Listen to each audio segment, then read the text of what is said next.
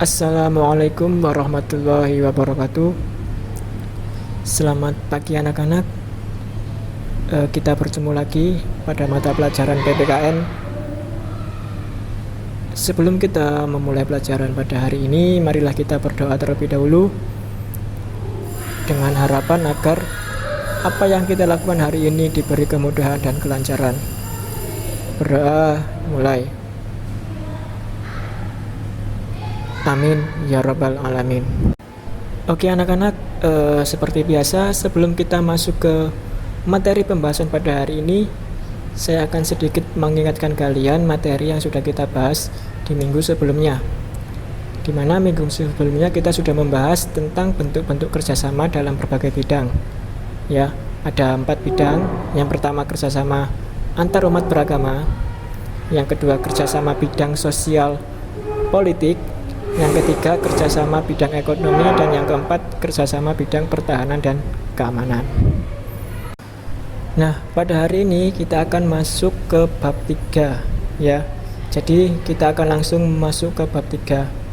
Sebenarnya pada bab 2 itu materi tentang kerjasama masih ada satu pembahasan lagi, yaitu tentang wujud dari kerjasama.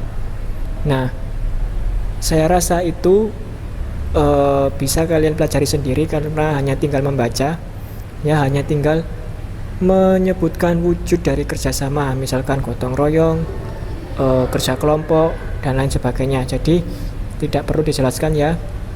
Sehingga hari ini kita langsung masuk ke bab 3, yaitu tentang daerah dalam kerangka Negara Kesatuan Republik Indonesia.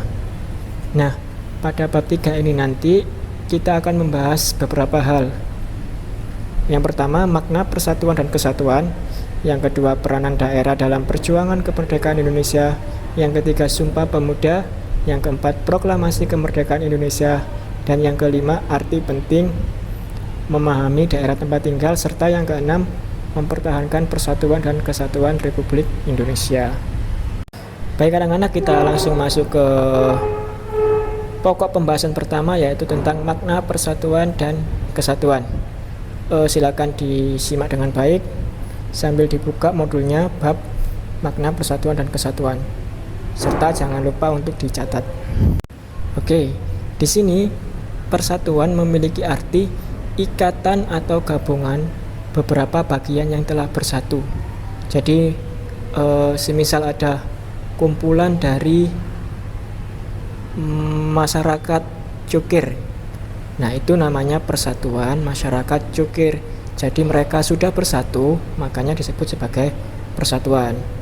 Sedangkan kesatuan adalah segala sesuatu yang berhubungan dengan saling keterkaitan antara sesuatu. Misalkan masyarakat dusun A di desa cukir dengan dusun B di desa cukir. Nah, itu memiliki keterkaitan satu sama lain. Kenapa? Karena sama-sama dari desa cukir, misalkan ya. Misalkan kita anggap cukir itu desa. Oke. Kemudian di sini persatuan itu sangat penting dalam bermasyarakat, berbangsa dan bernegara. Kenapa?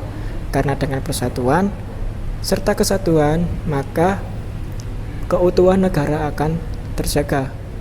Oleh karena itu, persatuan dan kesatuan perlu ditanamkan sejak dini, dibina sejak kecil, sejak awal. Nah, dalam membina persatuan itu perlu memperhatikan beberapa hal atau beberapa prinsip. Yang pertama, di situ sudah ada membangun keseimbangan. Yang kedua, saling mengasihi. Yang ketiga, tidak menonjolkan perbedaan. Yang keempat, mementingkan kesamaan. Dan yang kelima, mengutamakan kepentingan kelompok. Oke, anak-anak, kita masuk ke pokok pembahasan kedua, yaitu tentang peranan daerah dalam perjuangan kemerdekaan Indonesia. Nah, perlu kalian ketahui anak-anak, kemerdekaan bangsa ini merupakan hasil perjuangan rakyat di seluruh wilayah Indonesia. Semuanya berjuang tanpa terkecuali. Nah, adapun perjuangannya itu dibagi menjadi 2, perlawanan fisik dan perlawanan nasional. Kalau perlawanan fisik itu melalui perang, melalui kontak senjata, tembak-tembakan begitu.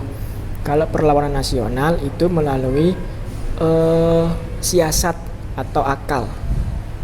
Nah, dapat kalian lihat di situ perlawanan fisik, contohnya ada perlawanan rakyat Maluku atau daerah Maluku yang dipimpin oleh Sultan Agung Harun, perlawanan Demak yang dipimpin oleh Adipati Unus, perlawanan Sunda Kelapa yang dipimpin oleh Falatehan, perlawanan rakyat Aceh atau daerah Aceh pimpinan Cut Nyak Din, dan lain sebagainya. Masih banyak lagi perlawanan-perlawanan di daerah di Jawa, kemudian di Sumatera, masih banyak lagi. Nah, setelah perlawanan secara fisik dan mengalami beberapa kekalahan, pejuang Indonesia melakukan perubahan perlawanan dari yang fisik menjadi nasional atau melalui akal secara bersatu. Nah, perlawanan nasional ini ditandai dengan berdirinya organisasi pertama di Indonesia, yaitu organisasi Budi Utomo pada tahun 1908. Nah, Budi Utomo ini didirikan untuk memajukan persatuan serta menyebarluaskan gagasan Indonesia bersatu. Nah, atas dasar itulah muncul organisasi kedua yang namanya Trikoro Darmo. Lambat laun Trikoro Darmo ini berubah nama menjadi Jong Java atau Pemuda Jawa, Jong Ambon atau Pemuda Ambon, Jong Minahasa, Jong Selabes atau Pemuda Selabes, dan lain sebagainya, dan Jong yang lainnya.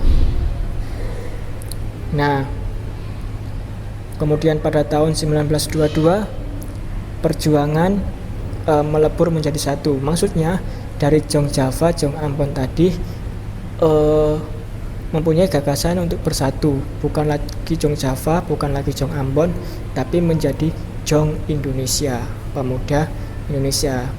Oleh karena itu, pada tahun 1926 didirikan organisasi kepemudaan pertama yang dinamakan PPPI, Perhimpunan Pemuda Pelajar Indonesia. Nah, dari sinilah anak-anak awal dari perjuangan para pahlawan, para pejuang untuk merebut kemerdekaan, dari mulai fisik sampai dengan secara nasional. Nah, nanti ada lagi perjuangan yang lainnya, masih banyak lagi. Nanti akan kita bahas di pertemuan berikutnya ya. Ini nanti 1926, nanti akan nyambung ke 1928, yaitu adanya Sumpah Pemuda, sampai akhirnya nyambung ke pembacaan proklamasi. Oke.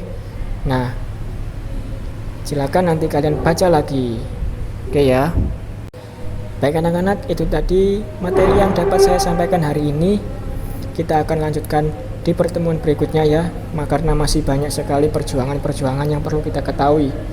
Itu tadi hanya segelintir perjuangan dari pejuang Indonesia. Oke. Jangan lupa dicatat. Kalau ada pertanyaan silakan ditanyakan. Kurang lebihnya mohon maaf. Saya akhiri. Assalamualaikum warahmatullahi wabarakatuh.